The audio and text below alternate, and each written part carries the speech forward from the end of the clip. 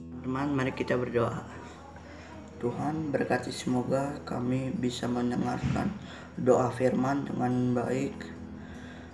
Semoga ilmu pelajaran kami dapat ditambah ya Tuhan. Terima kasih Tuhan. Amin. Dadah.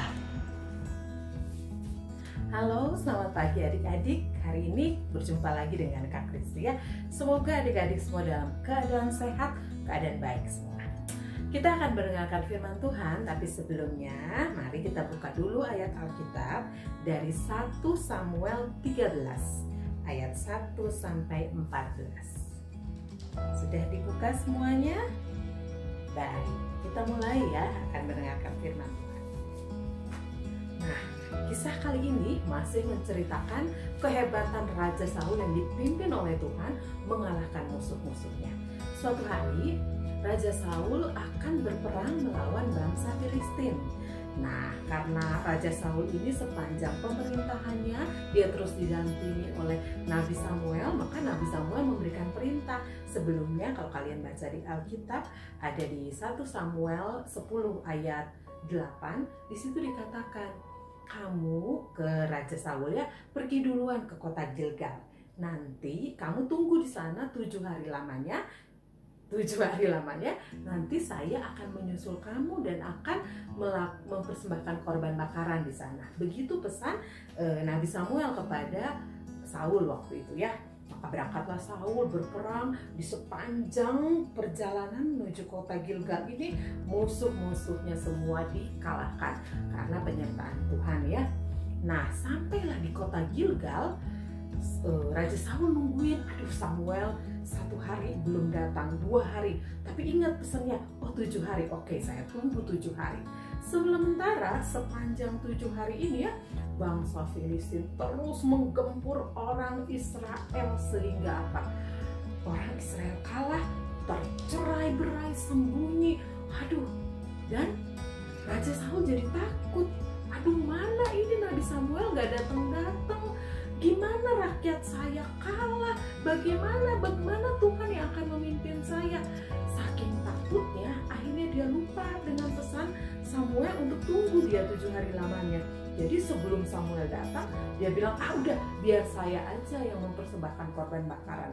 Maka Saul yang melakukannya sendiri, dia mempersembahkan korban bakaran. Nah, setelah dia melakukan itu, tibalah Nabi Samuel ke tempat itu, dan Nabi Samuel mengecam keras. Kata dia, kamu bodoh, kamu kan sudah dipesankan oleh saya bahwa tunggu 7 hari lamanya maka saya akan datang. Adik-adik tahu nggak? Itu ada maksudnya. Lewat perantaraan Nabi Samuel, Tuhan yang berpesan sebenarnya kepada Saul. Tetapi Saul tidak mau mendengarkan pesan ini ya. Dia takut, dia panik. Aduh gimana saya aja lah, yang penting daripada saya kalah.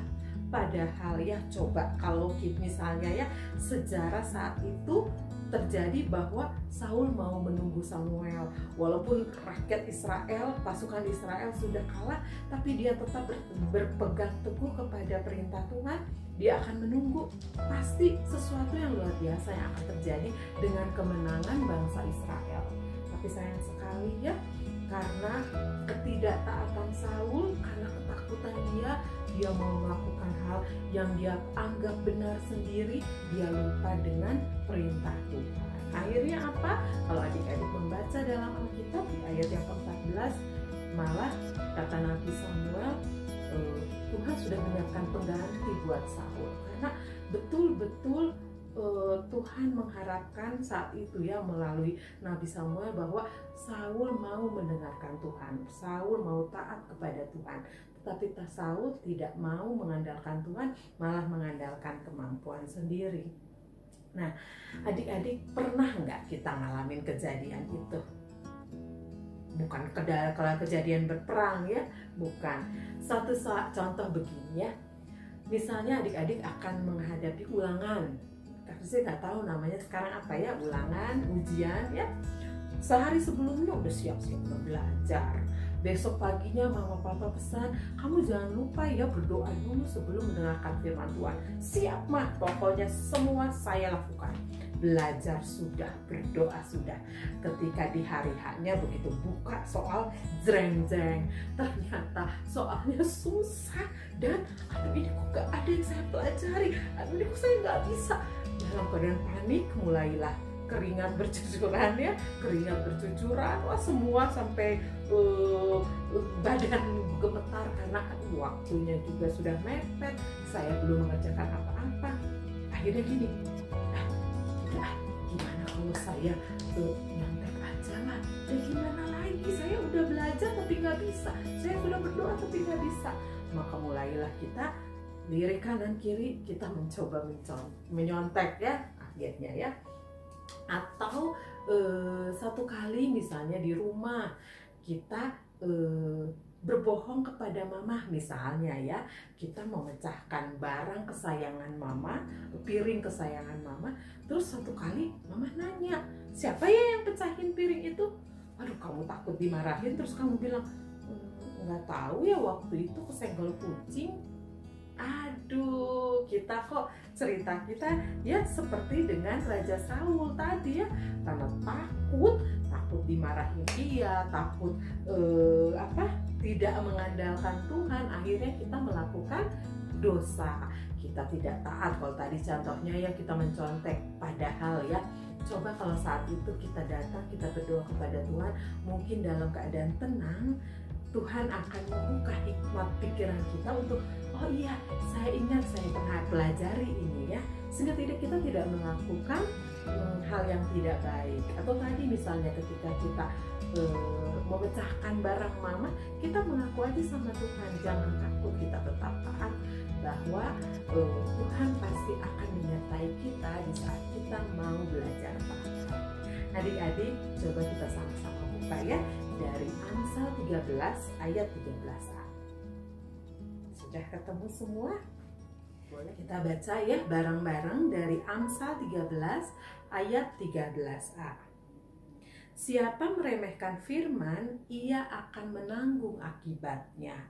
Waduh, ternyata firman Tuhan juga berkata ya, bahwa ketika kita belajar firman Tuhan, Tuhan mengajarkan banyak hal yang baik. Tetapi kalau kita melakukan dosa, kita meremehkan apa yang Tuhan sudah perintahkan kepada kita, ya kita sendiri akan menanggung akibatnya ya.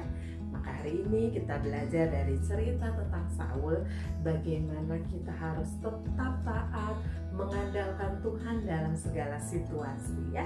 Jangan karena kita takut, kita panik, mulai kita mengandalkan diri sendiri.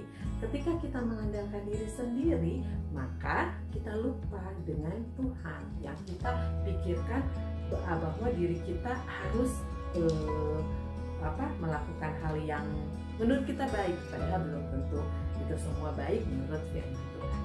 Baik adik-adik, firman Tuhan hari ini sampai di sini. Semoga adik-adik dapat mengerti dan dapat melakukan dalam kehidupan sehari-hari. Mari kita tutup firman Tuhan dengan berdoa. Mari kita berdoa.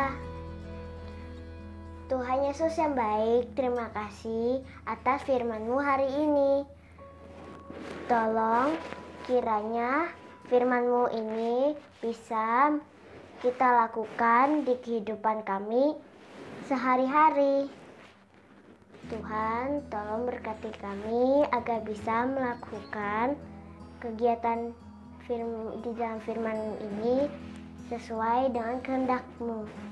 Tuhan, setelah ini kami akan memulai kembali kegiatan kami. Tolong berkati kami agar bisa melakukannya dengan baik dan benar. Ampunilah kami ya Tuhan. Terima kasih Tuhan, dalam nama Tuhan Yesus kami berdoa. Amin.